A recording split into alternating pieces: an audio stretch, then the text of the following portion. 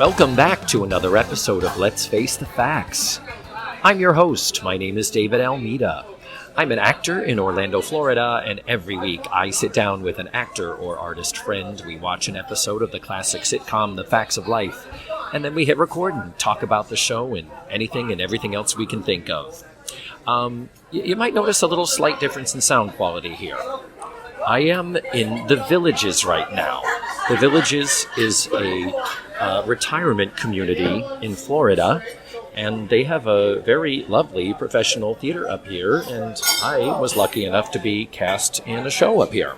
So I am technically working out of town, and I'm on a little bit of a deadline, so I thought maybe I would try to record it here in the middle of an insanely echoey, noisy diner. I just had the chicken and waffles. I am planning to start my diet very, very soon. Anyway, this week, my guest is Laura Hodos. Laura Hodos! You say her name to anyone who performs in Central Florida, and the automatic response will be, oh my God, I love Laura so much. And after you listen to this episode, you will absolutely agree with those people, and you will understand why. This is a little bit of a long episode, and I'm not apologizing for it, because she and I do some deep diving about musical theater, about sweet foods, about pizza. This is the really important shit, people. So we get into it without any further ado. The musical theater expertise of Laura Hodos will be blessing us in this, a musical theater episode of The Facts of Life. So let's jump on in. Let's face the facts with Laura Hodos. Welcome, Laura Hodos. Thank you so much, David Almeida. I'm so excited you're I'm here. so happy to be here. Oh, you came into the house and you proceeded to sing the praises of everything in my home. It's just gorgeous, honestly. People who love my home make me so happy. I love it so much. I'm missing the interior decoration gene. I don't have it. Yeah. And so my house looks still like slightly post-college dorm. It's just literally a collection of things that I like and have like picked up. Yeah. All over. And so I'm like, this has no cohesion. You have your this end up furniture made from old crates. To be fair, the furniture is actually nice. We did do that. But like when it comes to knickknacks, it's like, yeah. I got this in Japan. I got this in Canada. I got this when I'm in California. And so nothing really has any particular... like you say, cohesion. Yeah, there's no unifying theme. Yeah. It's all stuff I like. And I guess that's the unifying theme. Well, remember, global was the big thing back in, the late 90s, around the turn of the millennium. The global Can look. I be like, I'm just throwing it back to global? Yeah, I think that therefore makes it retro now, so you're retro global. I'm retro That's your style. global. I didn't even know. I look at like Real Simple magazine and I'm like, oh, that looks so good. Yeah. Man, I'll never do that. Yeah. And I'm honestly, I've lived here 21 years. It took me this long and a renovation of a lot of money. Massive proportion. I redid my kitchen about a year and a half ago. Gorgeous. And it's that backsplash is everything to me. It is, yeah. It makes me happy at the core of my soul. I So understand it was that. well worth it. But it took me forever to be like, oh, I like mid-century modern. Do That's you my have thing. a double oven? Yes, I do. I'm coming over. I'm moving in. You are a fellow bakeress. You love to bake. I do love to bake. I have brownies that I'm well known for. Oh, they're the best brownies. They are my sea salt caramel chocolate peanut butter They're brownies. just ridiculous. They're so good. But it's because it's all the flash and all the stuff in them. You have the famous Laura Hodos brownies. Well, I love them and they are delicious, but they are also like they're the standard. They're a like, staple. They are. They are because they are just straight up brownies, but they are so damn fudgy and delicious and amazing. That's the thing I think that you and I understand about brownies is like dry brownies should not be a thing. No. Cakey brownies should not be a thing. Hells Don't no. call them brownies. Just stop it. Stop lying to the universe. We won't have it. And so we love our sugar. That we do. We'll be in wheelchairs missing feet when we're in our old age. Nah, it'll be worth it. When you're playing Madame Armfeldt and a little light music. That's the role you aspire to. Right. Liaisons. What's happened to my feet? Liaisons today. Diabetes is nothing to joke about, people. No, and it's I apologize profusely for that. We are not.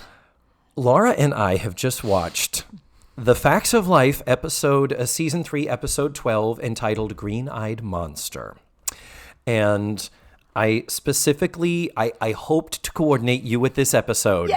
Because, Laura, you are kind of, in the same way jealousy is a green-eyed monster, you, Laura Hodos, are a brown-eyed musical theater monster. What? I'm a monster. In Central Florida, when it comes to musical theater, you are one of the go-to names when anybody thinks about that as an art form. You know that is going on the front page of my website from now on as the best quote pretty much ever. Well, I'm taking it. It's just you, because you are not just an extraordinary singer. You are the full package, because you also act, and you are also naturally funny, and you also improvise and play. And I have never not enjoyed you in anything you have done. Oh my gosh, thank you so much. I have not enjoyed some of the productions you've been in, but I have never not enjoyed you. That's so. I think about that too, because I always try to separate. I'm like, do I not like this show, or do I not like these performances? And most of the time in Central Florida, I will say, I just don't like this show. It's just not for me. But a lot of times, like I felt that when I saw Spring Awakening on the Broadway. Yeah. I said, this show touches me not at all. I don't care, but hot dang, there is some talent up on that stage, and they are putting everything out there. And so I can appreciate that and be like, yeah, sure. But I'm like, that show, not so much. Yeah, I appreciate it. But yes, on the top 10 musicals that made me ugly cry, no, Spring Awakening would not be one of them. It is not up there. So taking musical theater and bringing it back to the subject at hand. Yes. Laura Hodos, have you ever played the role of Nellie Forbush in South Pacific? I have never played the role of Nellie Forbush. Have you ever wanted to? I would love to. I have never done a Rodgers and Hammerstein show. I know. How has this person never been Ado Annie is a question for the ages. Wow. I was called back for one Rodgers and Hammerstein show ever. It was The King and I was called back for Lady Tiang. Yep. Because that's so perfect. Yellow face. Hello, Mrs. Anna. Can you imagine? bring the books for us to read? It's, oh my God. Didn't get it, which is probably all for the better. But yeah, I'm working on my 13th Sondheim. Wow. 5 of them are company. 5 of them. Shit. Right? I have never done Rodgers and Hammerstein. Did you not even do one of the reviews like at Winter Park Playhouse? You've never done Grand Night? Grand Night for singing? I've had callbacks for Grand Night. Didn't get that either. Wow. Weird. And never. I did. Well, this is less of a shocking thing. I've never done Shakespeare. Not even like in high school or whatever. Not even school. Not even in school. Not even whatever. Never done a Shakespeare. How is that possible? Thank you. I don't get it at all. Same thing, but wow. Yep. Huh. And yet you are still a musical theater powerhouse. So, yeah, I would love, note to anyone listening, I would love to play Nellie Forbush so much. And you are, 25 years younger than Glenn Close was when she did it in the awful TV movie I never have seen it. I never have seen it. I can fix you up. Yes, it's please. Bad. So let's start the show as I always like to do and ask you, what is your relationship with The Facts of Life? Did you watch the show? Is it important to you? I'm sure that I watched the show at some point. I can't say that I was a devotee, but I'm sure that I know I have seen other episodes other than this. When and where I watched them, unsure, to be honest. Because they were in reruns, and they're still in reruns now. Yeah, when you flip channels. They should be. As damn well they should be. I will say though, probably because I did a show over at the Straz that was all television theme songs. So I believe I've sung the song. Along with some very random other TV theme songs that you're like, this is a thing. I also, by the way, P.S. sang the theme song to the Jeffersons. So take that as you will. Sure. You know. Wow. So before we begin, I do need to get our tiny short synopsis where I ask my guest Laura, would you please provide a 1 to 2 sentence, very abbreviated synopsis, similar to like you might find in a TV guide listing? Yes. Green-Eyed Monster is when the students of Eastland are putting on, not The Sound of Music. The South of Pacific. Did you say TV guide? Okay. Green-Eyed Monster is when the students of Eastland are putting on a production of South Pacific and Tootie, and no, I shouldn't even say that. I feel like I'm giving it away, but I guess it doesn't matter. Keep going. Okay. This is so good. Comedy gold, girl. So Green-Eyed Monster is, this is great outtakes. This is great. We'll be Green-Eyed there. Monster is when the students of Eastland are putting on a production of South Pacific, and Tootie and Natalie are both vying for the lead. And one gets it, one doesn't. There is jealousy, there is intrigue, there is backstabbing, there are coconuts. Everything happens. Beautiful. And no spoilers, and you included the coconuts. I am impressed. Well. I am very impressed. Okay, so the very first scene begins, as many of these episodes do, with activity. Things are happening.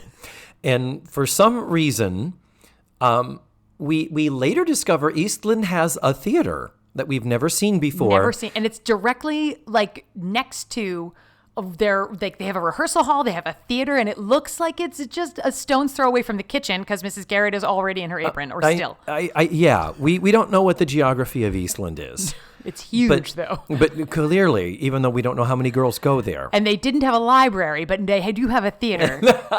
So that'll work. You listened to the Trenell episode last week. If Trenell does anything, I want to see it, hear it, be a part of it because she's amazing. As I couldn't agree more. Mm-hmm. So Mrs. Garrett is much more involved in this production of South Pacific that we learn is going on, much more than one would expect a dietitian to be.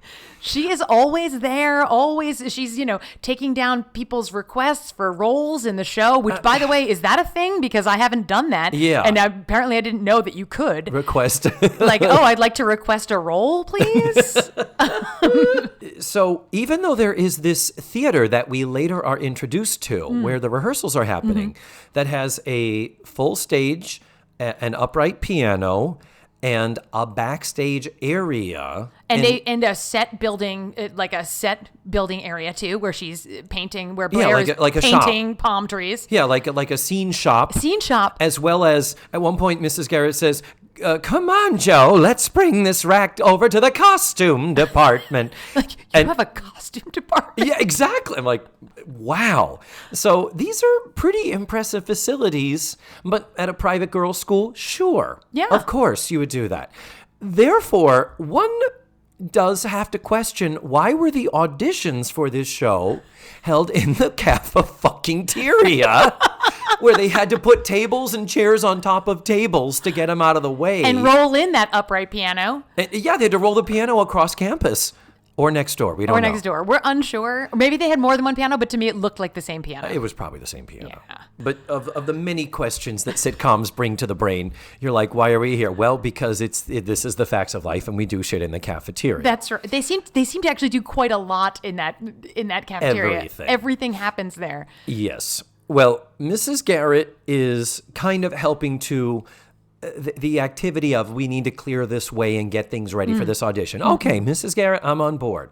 They've asked you to, the backstory, the precipitating event is they've asked you, can we use the cafeteria for these auditions? Of course, and she is taking charge. That's wonderful. In the course of her doing it, she says, and remember, you get to do your bad Mrs. Garrett impression at any point when you are ready, when you feel it. It's so bad. I'm just prepping for it. Okay, it's good. Going to be so bad. But she says, maybe I missed my calling. I should have tried out for the Great White Way. And of course, you're like, because, I should have auditioned for a Broadway show, like you do. When you think you might want to dabble. But that's where we found our very first Ethel Merman reference when she sings "There's no business like show business," and I was, of course, I'm always happy to see a nice Ethel Merman reference. Except she did it as though Ethel Merman were Norma Desmond, which I also appreciated. Yeah, I was going to say, Laura, use the word "sings," and I think that's a very strong word. Did you not hear the air quotes? Oh, sorry. I should have done the air quotes louder. Got it. Audio air quotes, ladies and gentlemen. Trademark of Let's Face the Facts. Yes. But yeah, she doesn't sing it, so clearly they probably didn't want to pay. They're paying a lot of money to Rodgers and Hammerstein. Oh, I can imagine that must be Some Enchanted Evening. Must have been, yeah. And Wash That Man. We have two. Oh, right. We have two songs from South Pacific. That shit is not cheap. That's like tens of thousands of dollars, I think, when you're talking a TV show. So they were not going to pay no damn money to Irving Berlin. Right, to be like, thank you, no. Yeah, so Mrs. Garrett's like, in getting swept up in the moment, she starts going and punching there's no business-like show, business-like no business. And then Natalie interrupts with, I know. Which is so perfect. And nobody laughed at it because only musical theater people get that is a brilliant joke. We laughed. We loved it. But that's the lyrics to the song. But Natalie, not knowing she was stating and continuing the lyrics, said, I know. And my mother's been wanting me to try out and blah, blah, blah. And the lady doth protest too much, methinks. Yes, indeed. And Mrs. Garrett says, well, something comes up about Natalie going out for the lead. And Natalie's like, the lead? I don't want that. And then among the activity, more girls come in. And how many girls would you say were in the room at this time? About 12. I'd say about a dozen, about too. A dozen, yeah. And you listened to last week's show, so you know we're on the Blue Blazer alert. We are on Blue Blazer alert. I'm not going to lie, Laura. I am afraid that I'm going to look back and find that there never, ever was a maroon blazer, that they've always only worn blue blazers. No, I'm pretty sure there were maroon blazers. I have to look. But the fact that Blair's blue blazer, which, as I've said, is my upcoming children's book. Perfect. It reappears again this episode. And there is no maroon blazer anywhere, and the other girls are only in the blue cardigans or the maroon vests. That's it. So then Tootie and a bunch of the other girls come in. I think we already said that. Tootie and a bunch of the girls come in. About a dozen.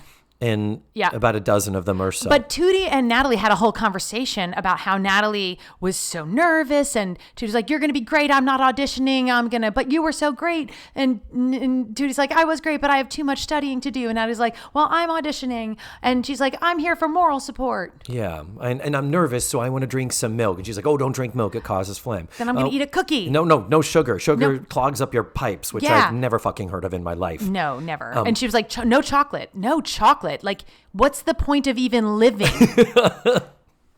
I'm quitting the industry today if I can. If there's a no chocolate rule. Terrible. But the deal is, we talked about that there are never fat jokes for Natalie, but boy, Natalie, food, always the food references. Yes. That's their little workaround, their little loophole.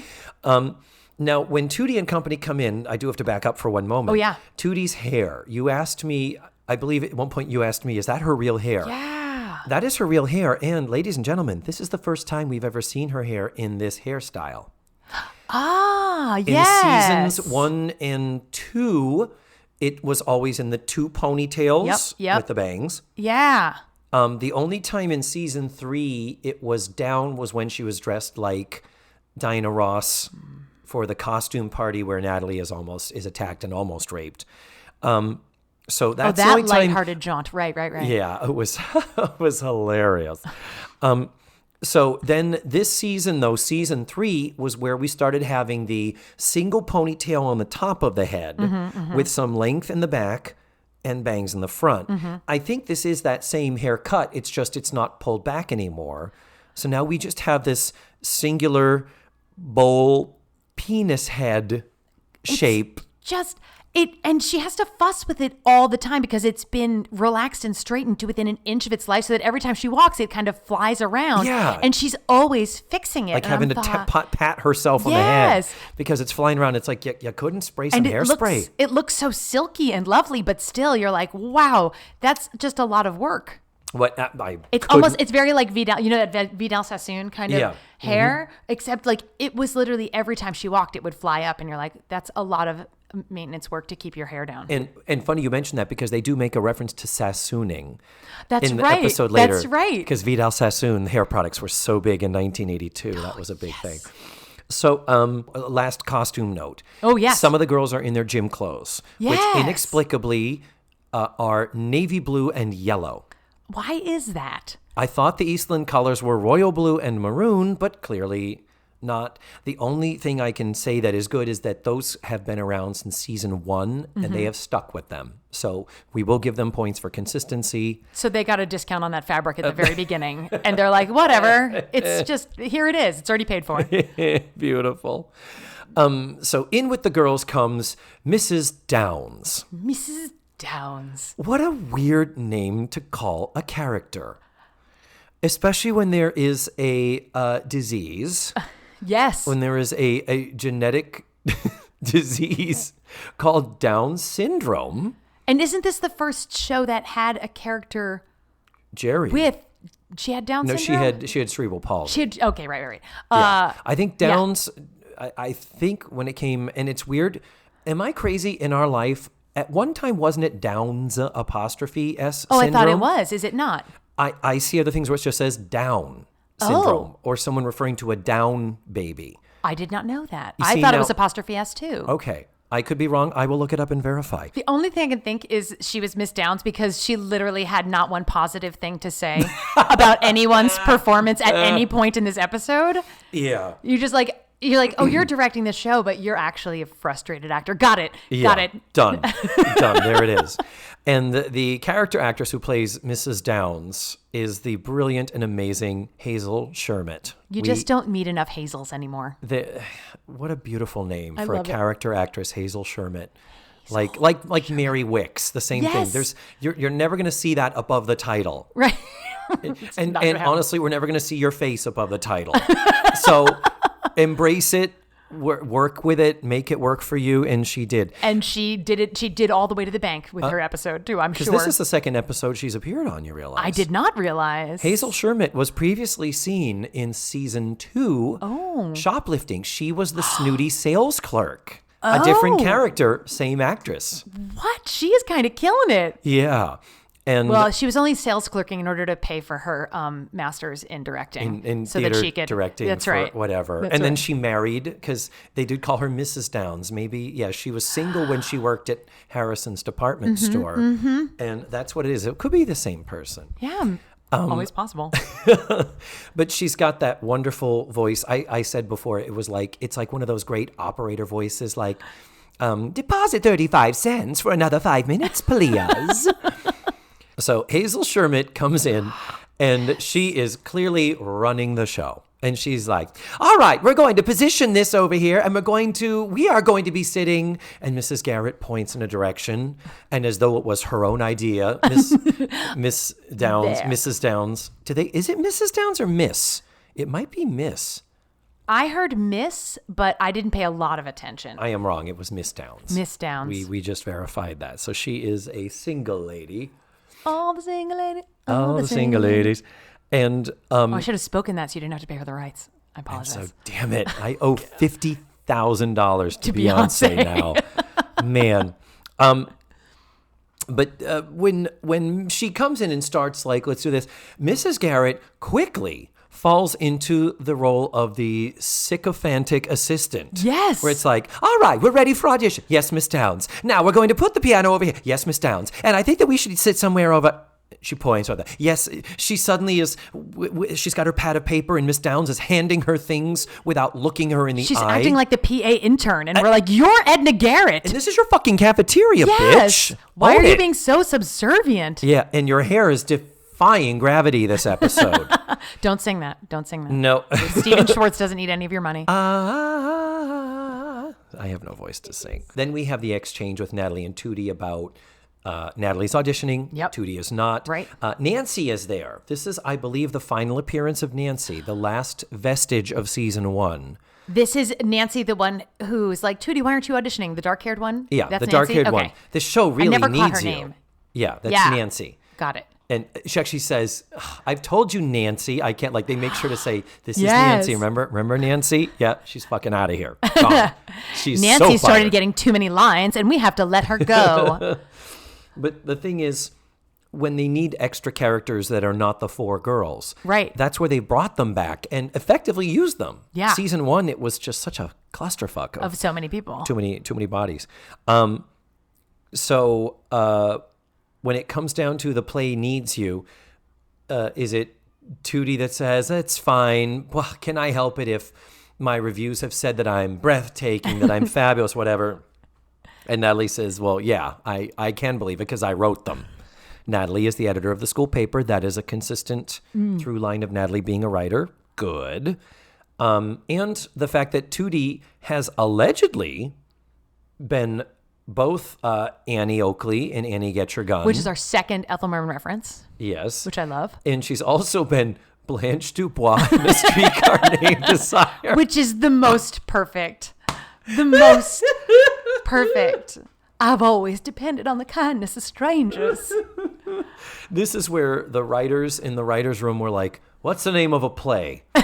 What's the name of a role a girl could play in a play? Except I feel like they went like full movie camp with her singing "Losing My Mind." They're like, what's the most inappropriate thing for a high school student to play in high school? You see, yeah, that didn't take it that far. And again, audiences aren't sophisticated enough to really get it, but yeah, and I mean, I guess you could say, okay, bravo, Eastland, for your colorblind casting. Yes, but I just want to see an African American Annie Oakley. Yes, like so great. The Seminole Navajo Kickapoo, like those Indians, I'm an Injun too. A zoo. No cultural appropriation at all in that. But to see, oh my God. And the fact that the opening number of Annie Get Your Gun, the old version, is Colonel Buffalo Bill. And it's telling the story of how these wild, savage Indians attack a stagecoach. And the hero of the story is Colonel Buffalo Bill. But the way they talk about the Indians, and the rhyme is very notable. Cut your throatable Indians. Like, these savages will just fucking kill you. And then Tootie shows up. And then so the fact that the show portrays them so negatively, so savage and so whatever. And it's like, yeah, they'll fucking kill you. You stole their land, dumbasses. Kicked him out, put him on reservations. This is not okay. You brought pestilence to their land. They gave you corn. Yeah. I would scalp you myself if I were there. Right. But just to then have all of that awfulness, and then to have a black Annie Oakley come out doing what comes naturally. It's like, I would love to see that production. Listen, we can make that happen. Yeah, and who played the Indians, by the way? Which of the white girls in this school would have had the black braids and the... I think the answer is there's a dozen of them. It would be all of them, actually. It would have to be all of them. Yeah, true, very true. And then after this exchange with Natalie and Tootie, wonderful sitcom trope, Mrs. Garrett somehow is now in charge of the auditions. Yes, and of course standing in the middle of the room with her pad full of papers that Miss Downs has thrown at her. All right, girls, hold it down. We're about to get started. No one was making any noise. No. It was literally silent. Hold it down. Just her. Shh, Laura. Shh. Quiet. Laura, I need you to be quiet. Shh. It's like I'm back in high school all over again. It's so ridiculous. It's so great. Maybe Mrs. Garrett just hears the voices in her head. Would you be surprised? I don't know that I would. Not in the least. Not in the least. So then, Natalie is called up first. Dead first. For someone who's nervous, how can that be? Yeah. That's the worst feeling in the world. Is. So then after the audition, as you mentioned earlier, this interesting situation of, all right, now you finish singing. And she, by the way, competently carries... I'm going to wash that. Kind of killed it, to be fair. Like, I thought she did a really good job. For high school, she did a really good job. Yeah. And then it's like, okay, go over. And again, Miss Downs, barking the orders. Go tell Mrs. Garrett what parts you want to play. What roles, I guess, you want us to consider you for. Right. Except she did say didn't she say what parts you want?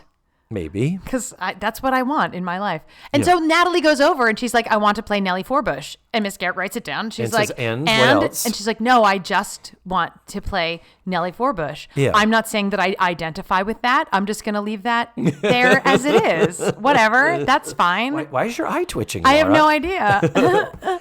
But I will say, as a peek behind the curtain to the acting world, in certain productions, it has been said, what role do you want us to consider you for? Yeah, And it does say, if we do not cast you in the role, Are you willing to accept any role? right. Including ensemble. Right. And a good theater company understands that there are those of us who, in certain circumstances, might be like, okay, this theater is an hour away from my house.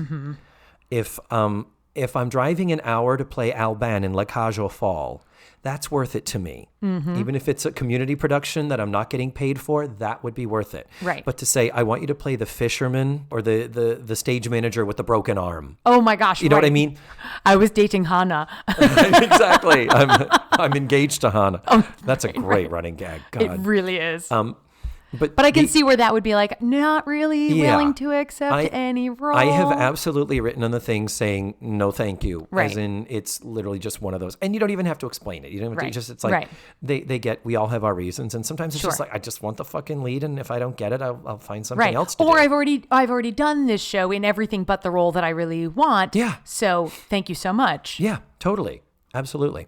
So, But Natalie is at the very beginning of her career. yeah, wow. Yeah. She is laying it out. And as far as the consistency of the other characters, Natalie's the writer. Tootie is the actress. Natalie, I'm not sure we ever really had her showing any aspirations to be a performer. She spoke one of her songs that she wrote lyrics for with Mrs. Garrett's deadbeat guitar traveling son in an earlier episode, but that's not I don't know. I'm not sure this is as consistent with her character. Oh, and we haven't even covered, God, this is going to take us forever because there's so much to talk about, Laura. No. At the beginning of the show, not only are auditions happening at the cafeteria, Right. not in the theater, Blair is painting a set piece You know, before the auditions even start. in the cafeteria where the In the show is cafeteria. not going to be happening. Right? What the shit? Why is she doing that there? Well, because they isn't need that jokes. isn't that some sort of cross contamination? I'm pretty sure you're not supposed to do that You're not in supposed where to there's food service. Paint fumes and yeah. Right? I'm sure. Come on, is that lead-based paint? Like, what are we looking at? They didn't have low VOC back then. No, she doesn't even have a window open. She No. has nothing. There's not a fan there. I mean, granted, she's swishing her hair back and forth, so that kind of makes that's a like little fan. breeze. That's but a little bit of a fan, yeah. But yeah, this they need some jokes here because it does come into play later that Blair is painting the sets, and not completely inconsistent with Blair's character, Right. because Blair has done art shows before Yep. and won awards for her art and her painting, though we've never really actually seen her. This is the first time we've kind of seen her painting. But one does wonder where she finds the time to be the set painter for the show when we know that she, as I have stated a kabillion times before, she's on the debate team with Bink Parker. He's such a weenie. We know that she is allegedly helping to run this suicide hotline that they started up after that girl killed herself. Right. Right. We know that she is helping her 3 friends feed an entire school full of girls 3 meals every goddamn day. Right. We know She's that building a library, unless that's done. yeah, she's building the library, absolutely, and there's something else in there too. I mean, and then there's how much time does it take her to do her hair? That's a Honest- career. That it should be, because it's got to be ages. But yeah, and then And that blue eyeshadow, you think that goes on like just overnight? No. You have to apply. You have to Layers. smooth. You have to blend, but she doesn't really blend, but she should blend. But that's the story for it was another the time. 80s. Blending didn't exist. No, it in didn't the do that 80s. then. No. And then let's we'll get to Mrs. Garrett in a little bit because Yes. we're gonna have to. We got some stuff to shit on there too. There's a full deconstruction. Anyway, no sooner does Natalie say, nope, I want Nellie Forbush and I want nothing else. And I have defied the fates. Every time I want something, not sure the show has consistently demonstrated this, Natalie, but every time I want something, the fates always conspire against me. So I did not put it out there karmically into the universe that I want this role. I fooled everyone, and now I'm going to get the lead.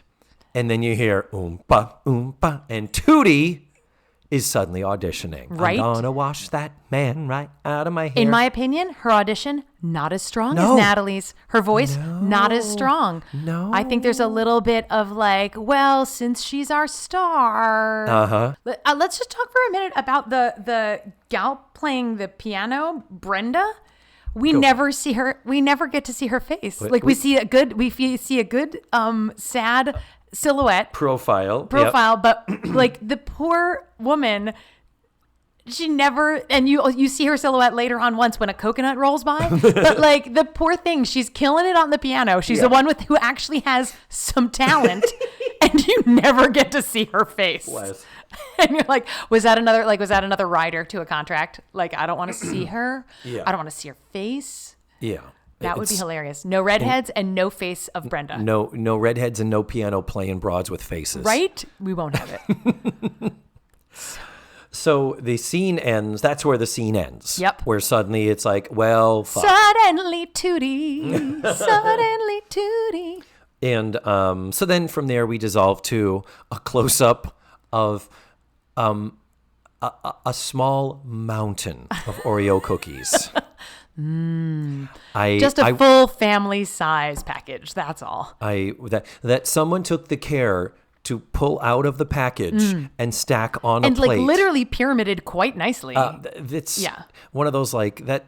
I mean, I just eat them straight out of the bag. When I'm emotionally eating, right? You eat them out of the bag. No one takes the time to put them on a plate nicely like that. Natalie is kind of overachieving on her placement of Oreos. I mean, if I'm entertaining a bunch of swanky guests, then you stack your Oreos. I'll stack my. I might even spray some whipped cream on them, like Laverne and Shirley. What? That's amazing. Yeah, but do you remember Laverne and Shirley did that? I don't remember. Those are hors d'oeuvres for them when they're having. That's a fancy hilarious. Party, I'm going to have to try it. And then the other question is, if that platter of Oreos is so perfectly round and finished looking, what has she already eaten? Yeah. And Mrs. Garrett says, like, take it easy on the Oreos. It's like, well, shit. I mean, she said, I'm already full. I'm like, what did you have before the Oreos? Was there a platter? Was there pizza? I hope there was pizza. There was a platter before this. Yes, that was the golden Oreos. You notice, however, that they were not double stuff, and I just kind of think Natalie's wasting her time there. No. Because they're not double stuff. Did double stuff exist in 1982? I don't know. Laura Hodos. These are the questions that try men's souls. What? She had choices. Bam. Double stuff Oreos were introduced in 1975. We just confirmed it. Wow. So obviously either Mrs. Garrett doesn't understand the joy of a good double stuffed Oreo and doesn't keep them in her dietitian's kitchen, or Natalie is making poor choices. Yeah, because if you're not double stuffing it, honestly, why bother? Oh my gosh, I just noticed that plate also has a doily on it. Like, oh my God, she totally did. There's doily and perfectly pyramided Oreos. I'm on Natalie that plate. Green, and I'm worth it. It's like that's right. She's like, I'm making an event of my emotional eating. And her cup is opaque, so we can't tell if it's milk or something else or gin. It could be. I maybe mean, you would expect it to be milk, but considering there's when she reaches for the milk earlier. Yeah. That's curious. We do have to stop here for a very, very important update. We do have the carnival tiger with the sombrero in the corner in the window bay. So to try and comfort Natalie, Mrs. Garrett says, they say there's a broken heart for every light on Broadway. There are so many good actors out there who don't get parts, whatever, and Natalie says, I don't want to be a good actress. I want to be a star. I love that line. I think that's so great. That's so not Natalie, though. That's, you would think Blair would want to do it. And you would think Blair would be the one that would be the attention whore. Mm-hmm. I'm not sure what Natalie's end game was here. Other than she just wanted to be it would be one thing if she was like, I love this play because the play is about prejudice. Right. We won't even discuss the fact that a black Nellie Forbush is really wrong.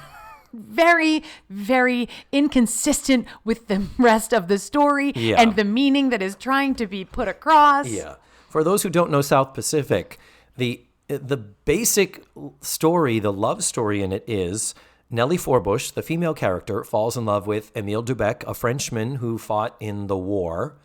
And in the course of falling in love with him and getting to know him, realizes that he is a widower and his wife had been Polynesian, where they live, the South Pacific. So he has 2 children who are half French and half Polynesian, and they are clearly biracial children.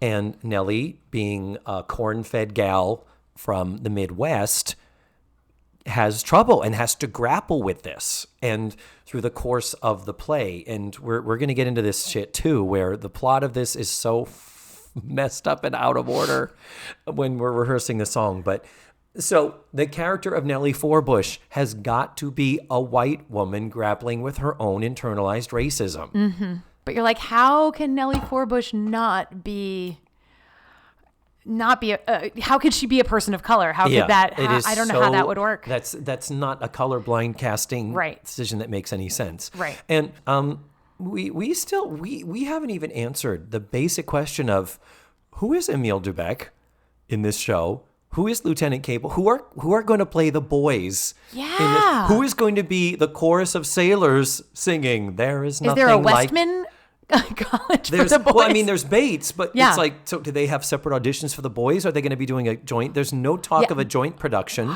Maybe they're going to like do one of those things where they rehearse it completely separately and only come together on opening night and watch the hilarity ensue. That would be amazing. But you have an entire "There is nothing like a Dane, nothing in the world." Or they're going to do what every single high school has done since the beginning of time, and those girls are going to be boys. In sailor suits.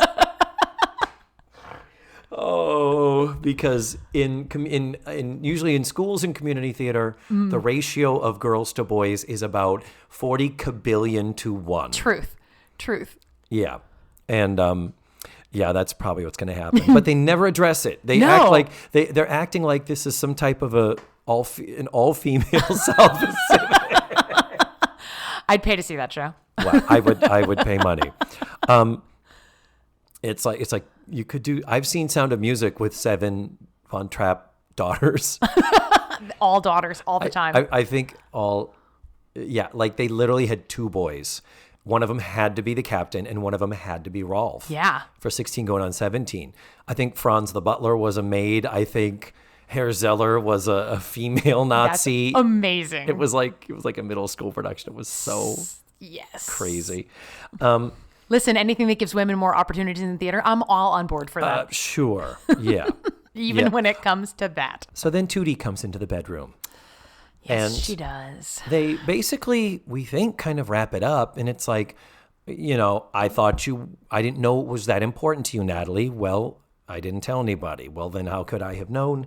And she's like, well, why did you audition? The girls were practically forcing me to and pushed me up there. So they were just like, well, this is just a great big misunderstanding. Isn't that great? Yep. And Tootie says, what can I do to help you? And Natalie says, quit the play. I quit the play. And at which point, Tootie says, if you were, and she's like, Tootie says, are you fucking kidding me?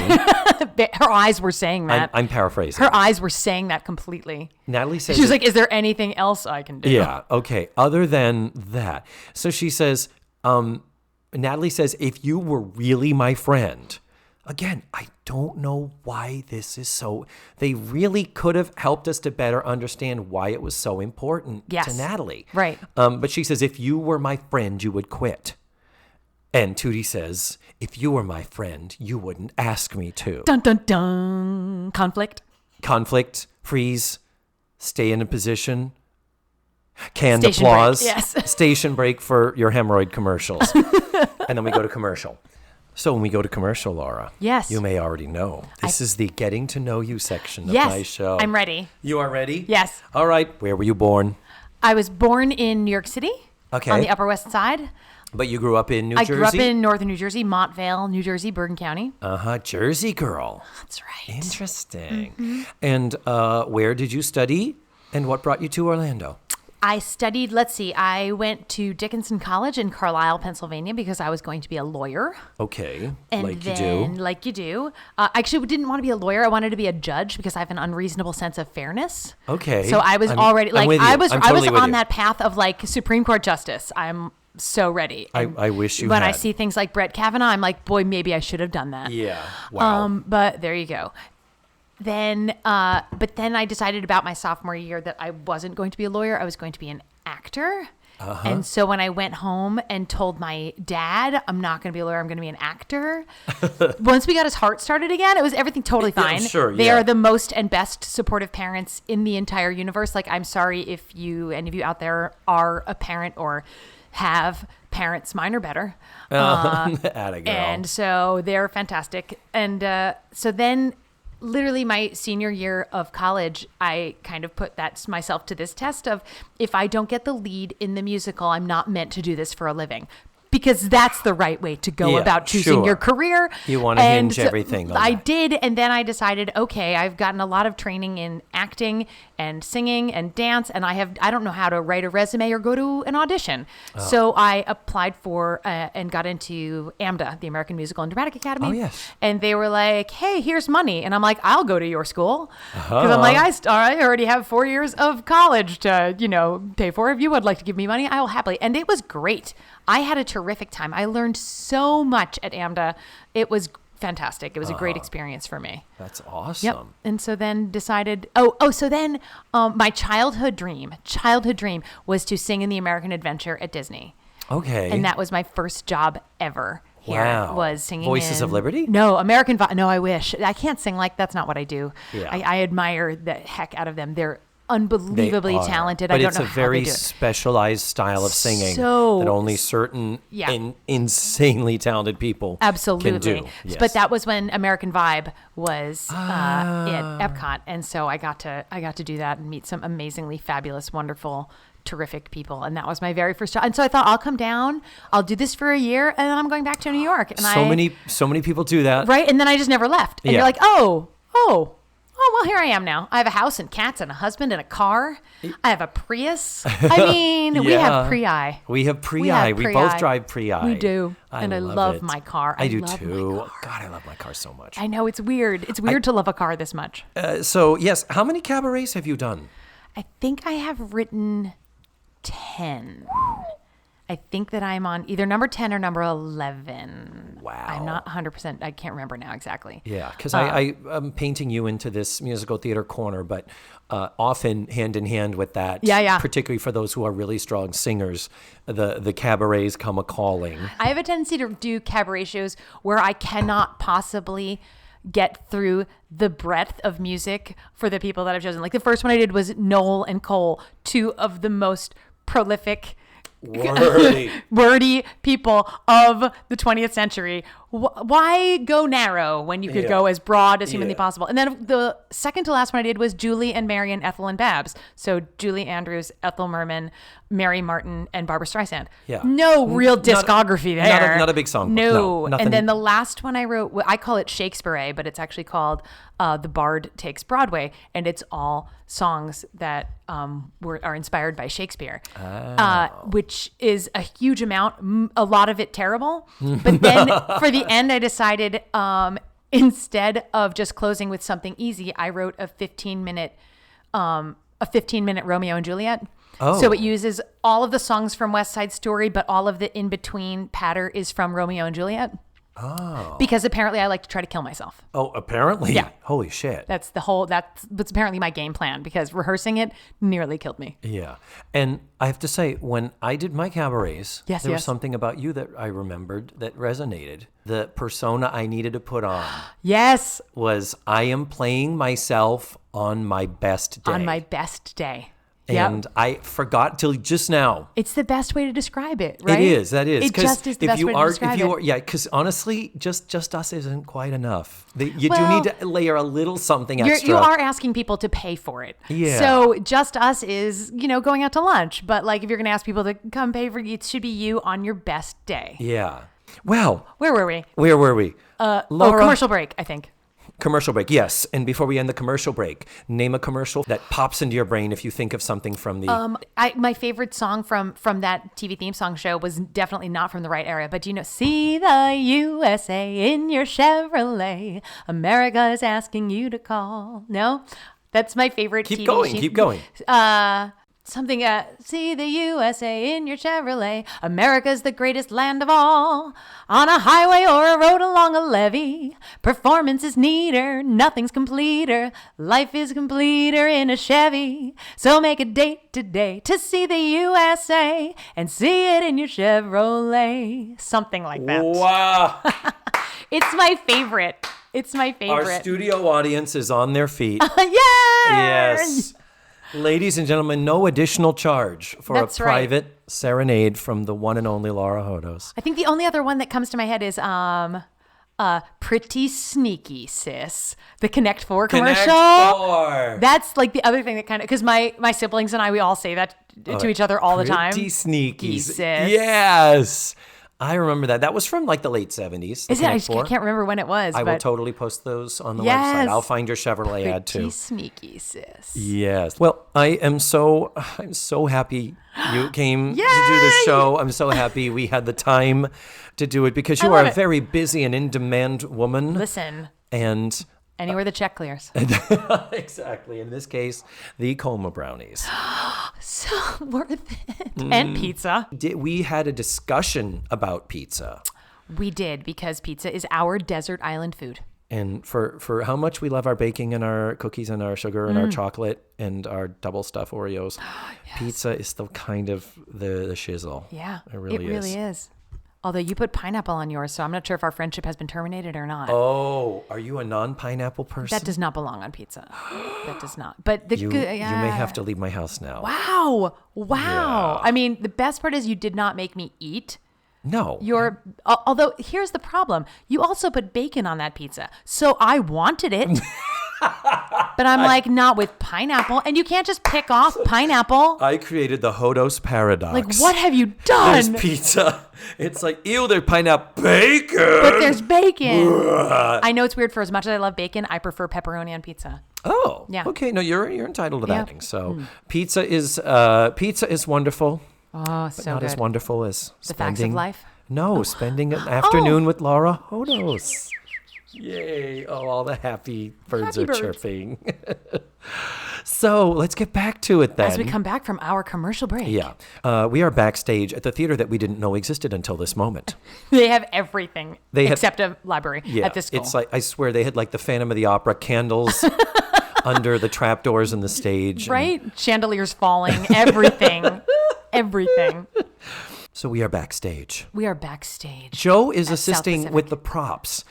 Mrs. Garrett comes in again with a pad of paper and like a to-do list, like she is in some type of a supervisory position. Right. She is ASMing the heck out of this production of South Pacific and apparently ignoring every dietitian need that she's supposed to be. It's like, you got girls to feed, bitch. Right. And you've got your planes to fly, and you're still a registered nurse according to the sex ed episode. So come on now. And we know that you go back to the Drummonds on the weekends But apparently we're adding production manager to your list of duties. Exactly. It's like, what the fuck is this? So she's like, she's getting after Joe about how are the coconuts coming, and they do come into play later. And Joe says it takes time to empty she's cutting open coconuts and taking out the meat from them. Because there was no Amazon Prime back then.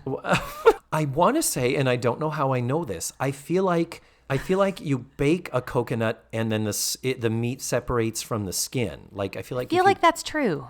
I don't know why. I've had it. Somebody at work at my old job brought it in, and yeah, it wasn't pleasant to eat. That's why God invented sweetened coconut. Thank you. Because we are loved. The flaky, pre-sweetened. So delicious. Hallelujah. Not everybody are. You see, we've just won ourselves back our friendship. Oh, thank heavens!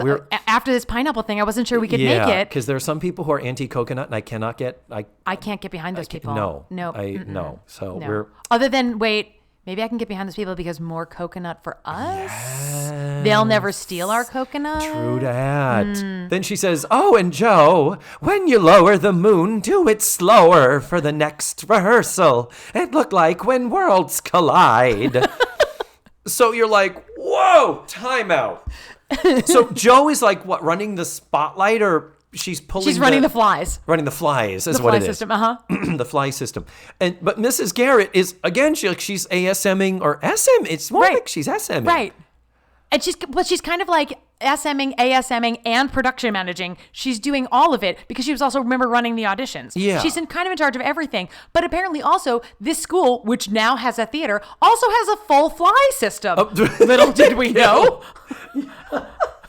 Don't you have to have union people do that in the state of New York? I thought you did, but maybe not in Peekskill. Yeah. Who knows? I just realized we're being terribly niche in theater here. Oh, well. SM means stage manager. ASM means assistant stage manager. And what was PM. it? PM is production manager. Right. The production manager is the person that oversees the nuts and bolts. And coordinates all activities so that things happen at the right time, deadlines are met, budgets are kept, that kind of thing. Exactly. So there you go. Yet another added bonus. You're welcome. Oh, so Mrs. Garrett's role, in addition to all of her other careers, So many. it's just blowing my mind. And then we have Blair and her scenery. She is killing some painted flats there. So while Blair is in the process of painting and Joe is in the process of propping, they expositionally say, wow, isn't it crazy how Tootie and Natalie have been sniping at each other these last few weeks? Wow, it's amazing. And we do have the lovely joke where they turn and say, Mrs. Garrett, do you know how hard it is living with two people who are constantly sniping at each other? And this is where writing for character is successful. Yes. And Mrs. Garrett says, oh, I have some idea. And Joe's like, yeah, but we actually hate each other. Yeah, she's true. She says, he goes, they're best friends. And they say, Mrs. Garrett, we think it's time you stick your nose in. Which I love. I love that phrase. That phraseology is so good. It's time for you to stick your nose in. And Mrs. Garrett says, nope, they got to work it out on their own. And I'm a little fucking busy because I'm the production manager of the theater. And the stage manager and the ASM and the dietitian and all of the things. Yeah, and therefore craft services by extension. We didn't even think about that, but that makes sense when we see the orange juice buffet that they have later on. Oh, that's so true. She's also craft services. She's craft services. That's so funny. So true.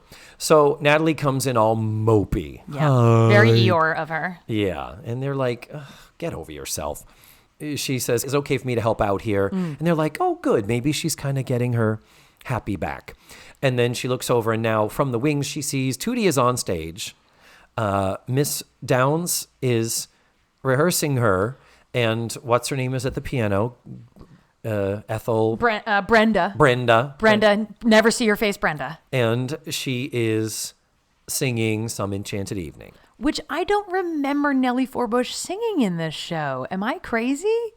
No, you're not crazy. Okay. I'm like, why is she rehearsing that? Because it's a song from the show. But she doesn't sing it in the show. I'm not crazy. No, you're not crazy. Tootie never sings. Nellie never sings the actual, No. The actual hook. She does not. That's so funny. Yeah. And even if they did and changed and made it a duet, where is Emil? Where is the boy? Why is she? Right? She's singing in a vacuum. Even though Miss Downs is like, give me pain, give me suffering, give me sorrow. Because your man is missing in action. You don't know whether he's alive or dead. There is a point where they ask him to come out of retirement and do some type of a thing. Black Ops. His safety is jeopardized. Yep. And there is a point where, and I think that is kind of what puts her over the edge and makes her think, this is fucking crazy. I love this guy. Yes. And I want to be with him. Yes. But if he lives. Yeah, but that is so not the time when she sings Some Enchanted Evening. And it's a love song. It's a beautiful love song. And she's singing it over and over. And she sings it over and over. And now we begin the vaudevillian Natalie being the obstructionist friend disrupting rehearsal. So she starts to sing the song with full introduction. Natalie takes Blair's hibiscus bush, flowerless, just like my favorite chocolate cake, as everything comes back to cake. It really does. And shouldn't it? It's birthday months. It's birthday months. Yep. That's right. So she brings over and plops down the bush right in front of Tootie. So funny. Funny. Okay. Then it's like, would you please move the damn bush? Okay. Oops, sorry, didn't know it was there. I didn't see you there. Oh. So then do it again. Plays the intro. Some enchanted evening when you meet your true love. And Natalie goes, I miss, it's fine. She got the lyric wrong. It's like, thank you. Shut up. And she says, okay, remember, I want to see the pain and anguish. It's like, this is not a pain and anguish song. Not at all. Not a pain and anguish song at all. And then full intro of the song. Some enchanted Natalie's like, I'm not hearing the pain and the anguish. And finally they're like, and finally she says, like, literally, what could have been the single sentence that synopsizes the entire show. Natalie, get off the stage. I think that's what the episode, I would have titled it that, actually. Natalie, get off the stage. Natalie, get off the stage.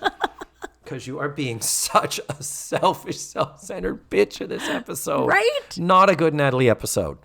Then she says, okay, do it again. And the Brenda. Done, and finally Miss Downs, very fun, says, oh, knock it off.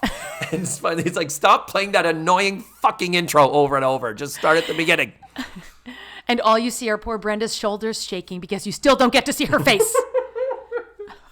Doesn't even get a reaction. Nothing. Doesn't even get the reaction. Then as she starts, then this is the last time she starts to sing it. And as she sings it, coconuts start rolling from off stage past her. And she starts hopping around like they are on flaming fire. Balls of lava. And like she is standing in a trench through which she is not able to step forward or backward to get out of the way. Or, I don't know, they're not coming at her with the velocity of, I don't know, a burning lump of space rock. She could just let them roll around and just keep in their singing. Coconuts, they could roll across her foot. Wouldn't hurt you. Not so much. Not steamrollers. No. So finally they stop rehearsal. And Miss Downs has had enough and she's gone. And we technically don't see her again. She's like, no, she's gone. I'm leaving this episode. Fuck y'all. Right. I'm paraphrasing. So Tootie comes over and says, Natalie, would you stop trying to sabotage? And Natalie's like, what? Me? What? So then Tootie and Natalie get into it, where Tootie calls Natalie a sore loser. While they're doing it, they keep getting near the tree, and Blair is doing a very funny physical bit of moving the tree away from them where they're fighting. And then they move. And then Blair has to sneak over and grab the tree. Sidebar, actually met Lisa Whelchel once. I know. I was saving that Hodos. for you. I was saving it for you. You buried the lead on me. I did not. But your reaction is everything I ever wanted and more. How did you meet her? She came backstage at the Magic Kingdom once, and she wanted to see the show we were doing. And Yep. But of course, because it's, Disney, you can't ask for a photo. And of course not. Nothing is sadder to me than that. What year was this? It has to be at least 5 years ago, and it might be more. 7 years ago? I think. She's like an Annette Funicello. She was on the Mickey Mouse Club. So she's like, I want shit backstage I fucking get to. Right. Good for her. Definitely some funny physical comedy from Lisa Whelchel, who can do no wrong in my book, as we know. Agreed. I can't believe you met her. I met her. Oh, my God. So the altercation, it escalates. Yes. To the point that ugliness. It's like they're about to start almost fisticuffs. Almost fisticuffs. Almost fisticuffs. For those of you living in 1904, then you know what fisticuffs means. For those of you living in 2019, that's a fist fight. Yes, exactly. And at one point, the payoff of the Blair moving the palm tree thing around is that Natalie does pick it up and is like, she's going to throw that shit at Tootie. It's like, bitch is going to throw down, literally. Literally. Thankfully, Joe she's going to get a different kind of palm. What? Palm to the face. And Joe comes and takes it away from her and is like, hey, knock this off. Stop this. And at this point, Mrs. Garrett comes in. Well, clearly it's time to stick my nose in. And then Tootie has to go back and rehearse. Yeah, which I thought was kind of weird. I'm like, no, don't you think this is a little more important I would than be the like, yeah. rehearsal. Like, I'm sorry, you're going to have to take another 5 because I got some stuff to deal with up in here. Yeah, and I'm running everything Right now. So then her tactic with dealing one-on-one with Natalie is odd. Mm-hmm. She says, Natalie, just look at yourself. What do you see? And Natalie is like, I see someone who has been wronged. I see someone who should be out there doing it. I see a friend who's been betrayed. I'm completely paraphrasing. And Mrs. Garrett's like, look deeper. That's Mrs. Garrett all over. Yeah. She's like, have you looked at yourself? I can't do it. But Oh, that was your Mrs. Garrett? I did my best. It sounded much more like Katharine Hepburn. It did. You're not the first. You're not the first. That's happened. So it's just a weird, and I'm not sure. I don't know what I wanted instead, but it seemed awfully superficial. Trite, superficial, not particularly helpful. I mean, maybe. Granted, school psychologist is not on her list of jobs, and yet she seems to play it in every episode. I was going to Weird, say, or right? is it? Or is it? What? The secret life of Edna Garrett. Yeah. Mrs. Garrett is busy, so she has to leave again. Right. And then Joe comes up.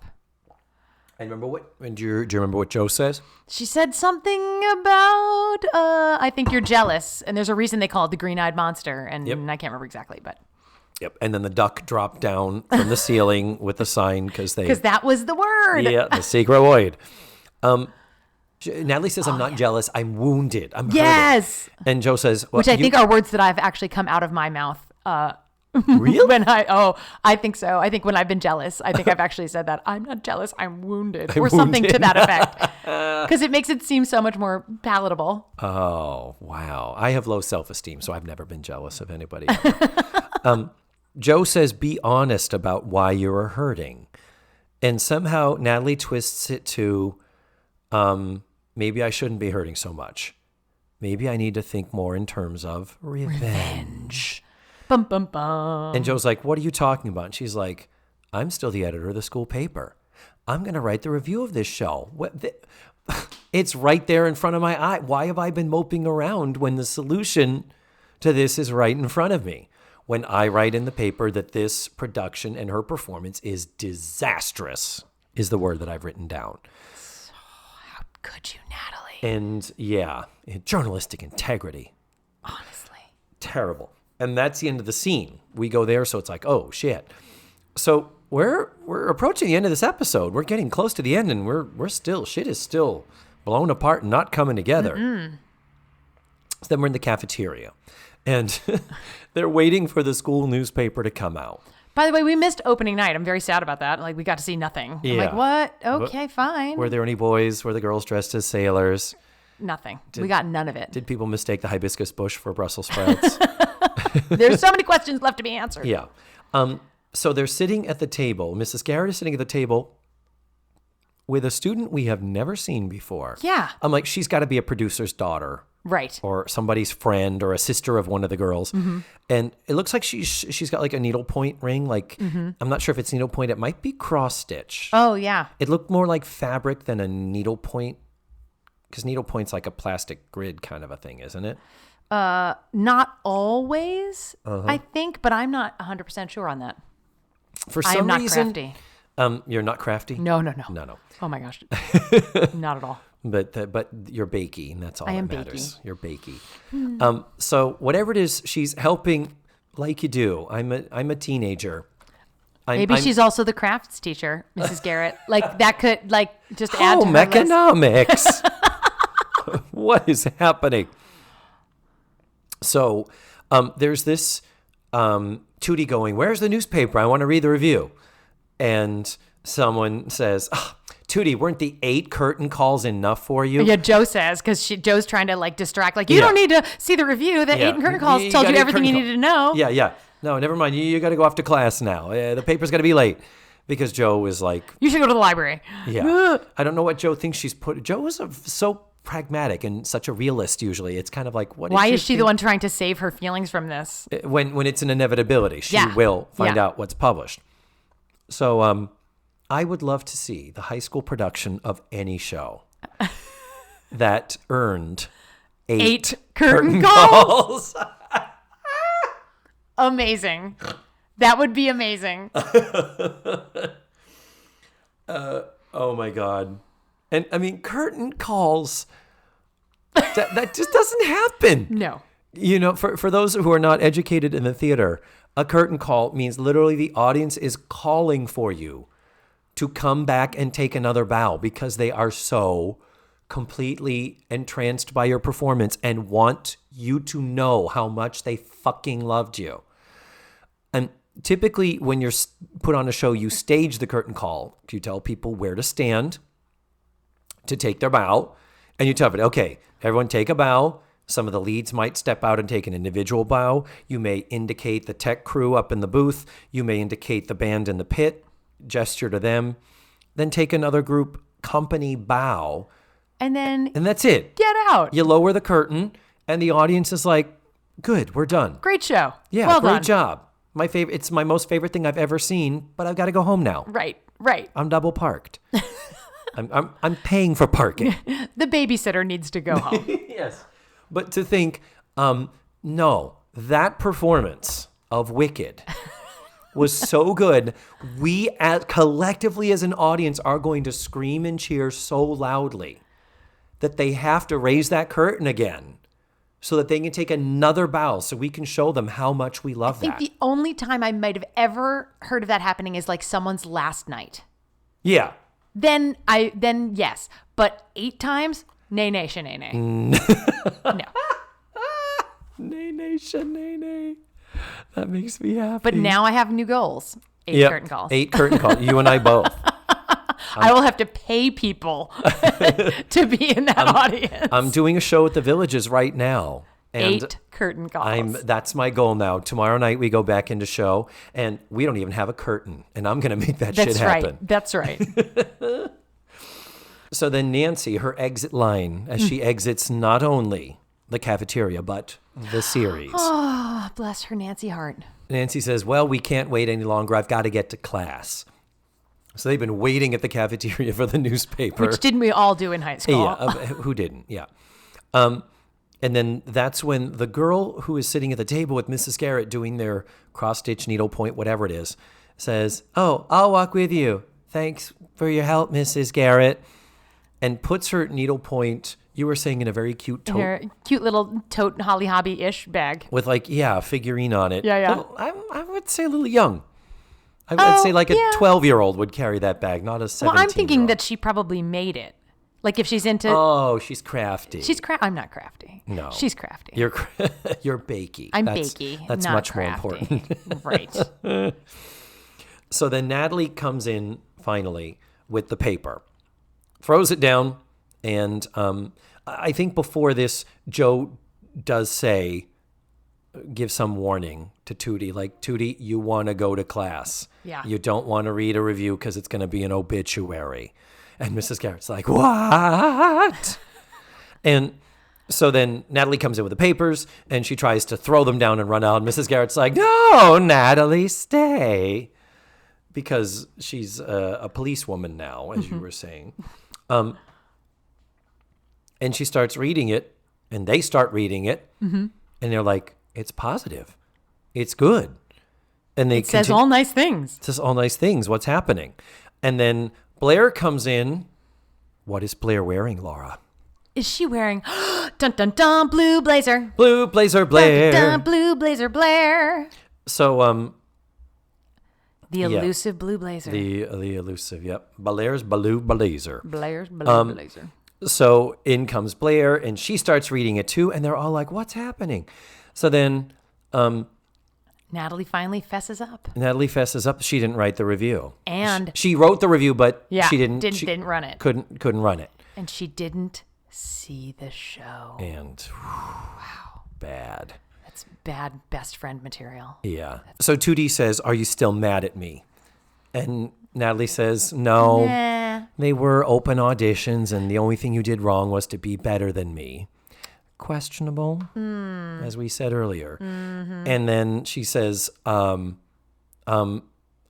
working on it. I'm not there yet, kind of a thing.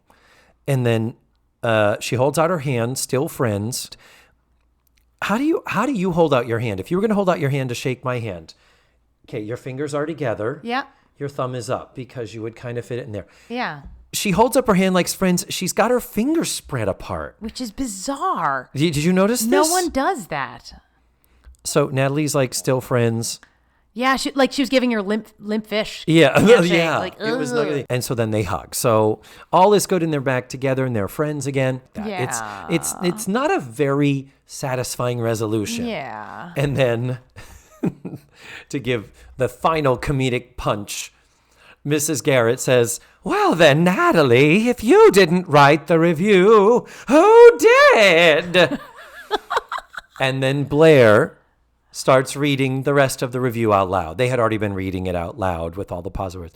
And then Blair goes, "Special note should be given to the extraordinary set design and beautiful subtle paintwork given to all of the sets. The exquisite palm trees, the gorgeous hibiscus bushes, the non-Brussels sprout appearing vegetation. And something about the bananas. Yeah, the bananas and the birds. She had painted a bird and bananas. That was a joke and stuff. So it is very apparent that Blair is the one who wrote the review and is basically taking up the latter 2/3 of it with singing praise for her own sets and her own painting work. Very on brand for Blair. Perfect. Perfect. Right in line. Unlike most of Natalie this whole episode. The thing about comedy, about writing is when a person does something bad or worse, like tries to play a trick on somebody without them knowing about it, the thing that has to happen is they have to get their comeuppance. It has to blow up in their face. It's like if you put a plant on a high shelf that you expect to land on somebody's head, it's not enough for it to miss them. It has to land on your head and injure you. Right. That's the Wile E. Coyote rule of writing comedy that I just invented. I like it. So what this episode is missing, other than consistency of character for Natalie, is, and I mean, tell me if you agree or disagree with me here, is that I think Natalie's jealousy did not blow up in her face enough. I don't think she got an adequate comeuppance, other than she acted like a spoiled little bitch and then decided, well, I guess maybe I was a little bit of a spoiled bitch. And partly I think the only thing that I can say is that what I think she said was they wouldn't run it. Oh. So you're right. That might be, but like that's not really blowing up in her face. You didn't make a big enough deal about it. So that's kind of the only. And that, you know what? And you just hit upon how it could have been fixed. Oh. We're going to get into our time machine and go back and talk to the writers. I'm very excited. What it is that she should have said they wouldn't run it. Yeah. And that's when I suddenly had a realization. They wouldn't run it because they knew I didn't see the play. And they knew I was wrong, and they knew. And they said this was compromising my journalistic integrity. Right. And that's when I realized, you know what? I can be jealous of Tootie. I can be mad I didn't get the lead in the play. But this is how far to the edge it took me, that I was going to do something that was unethical. Yes. In the field of work and career that I plan to pursue for my life. I would have done, this took me to the point I was so blind with jealousy and so out of my own self that this was going to, I almost drove myself to do this thing, which would have been a point of no return. That would, even if she just spoke that without having seen it. Right. If she said, that was the point, that was my aha moment, and then have her turn and say, and then I realized I also am losing my best friend. What am I, crazy? I don't have a career, and I'm about to do something that could ruin my career and my friendship. I have nothing. That was what my jealousy drove me to. How stupid was that? That would have been great. Right. Don't you think? Yeah. They didn't pick that out. No. Makes you wonder what ended up on the cutting room floor a little bit, right? Yeah. Like what was missing. What did the first rough draft of this look like? And so that is how I like to fix the episodes with my guests. I like that. And another way to fix this episode would be for it to not happen at all. I mean, always a choice. And not have... Okay, I take it back. That little fix that I just did, plus we needed to know why it was so important. Why was it so important to her? I don't... What could have made being the lead in the play so important? They did say something in the beginning about, like, what... they said something in the beginning about Natalie's mom pushing her to do this. So maybe if they had played that up a little bit more, like, my mom wants this for me, but... And they did say the thing about, well, I'm testing the fates, and because I didn't say that I wanted it, now the fates will allow me to have it. But it doesn't really follow. Yeah. And her relationship with her mother is not that. It's not such a deep thing. They portray her as kind of a typical nagging Jewish mother. Yeah. And this doesn't fix it. But the only other thing I could think of is the thing of, I want the lead in the show, and Tootie, this is my first chance where I even had a chance, because everything else I've done has been supporting you as my friend who wants to be an actress. Right. I want to do this because I just want to have fun and experience this. Right. And never do it again. This is my only shot. Maybe that's missing. Yeah. Where it needed to be is the Tootie. This is the one time you said you weren't going to do it, and I thought I could have a go and have the fun of it, and maybe not that I want to be a star, but maybe soak in some of the adoration. Honestly, for how boy crazy Natalie is, it would have been great if there were some Bates boys involved that she wanted to date. Right. That would have been on brand for Natalie. Totally. I don't know. That would have made it like not necessarily more compelling, but more logical. Yeah. Those are to me the two missing pieces, and those are pretty big pieces. Yeah. You kind of based an entire episode around something that doesn't really make sense. Yeah. Facts of life, people. Yeah. In case you're listening. In the FOLCU. Yeah. Yeah. Well, Laura, thank you so much for doing this. Yay, it was so much fun. I'm so happy. Yay. I think we need to eat something sugary and maybe bake-a-dee. What? I have a sweet something that maybe let's leave this episode with an air of mystery that I have a sweet something that we may or may not. Sweet something to share? Yes. All right. So I will say goodbye to you and thank you, and please come back soon. Yay, thank you so much for having me. I can't wait to come back. And there you have it. That was Laura Hodos. Still some extra afterthoughts I have to add on here, even though it's already a long show. You heard me say earlier that my worst fear is that the blue blazer is everywhere and that there never existed a maroon blazer. I think that worst fear is coming true, people. Not only in looking back and skimming just about every episode that preceded this one, did I not discover a single maroon blazer, I also found many, many appearances of Blair's blue blazer. In fact, I think the blue blazer is the only blazer that exists, and Blair is the only one who is ever seen wearing it or anything like it. Everybody else is always in the maroon vests or in the blue cardigans. So, that's really, really upsetting that for how much I obsess over the stupid little shit throughout this show that I could miss something that big. But there it is. Now, another thing is, you know how deeply, deeply committed I am to education and to educating you, my faithful listeners. And also, you know, I desperately have worries that I might offend somebody. So, last week, as Trenell and I learned about how to express the term for Aboriginal people, as discussing the indigenous peoples of Australia, this week you heard that Laura and I were talking about Down syndrome. Well, I did look it up, and the National Down Syndrome Society does have a website. I will post the link. And the preferred spelling is Down syndrome, singular, not Downs with an apostrophe S. And the other thing is, it does say, while Down syndrome is listed in many dictionaries with both popular spellings, with and without apostrophes, yada, yada, yada. So it is absolutely 100% out there, expressed as Down's syndrome. And like I said, I'm pretty sure that on Life Goes On, the Patti LuPone show in the 90s, that had the character where her son had Down syndrome, I am so certain that they often referred to it as Downs, abbreviatedly, just calling it Downs.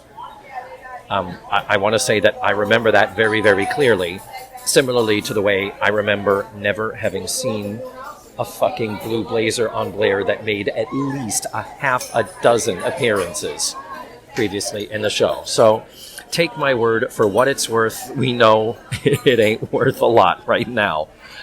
So next week, I'm going to be watching Season 3, Episode 13, The Americanization of Miko. And I'm going to have another special guest. And that's all for right now. Thank you so much for listening to this week's show. And remember, the facts of life are all about you.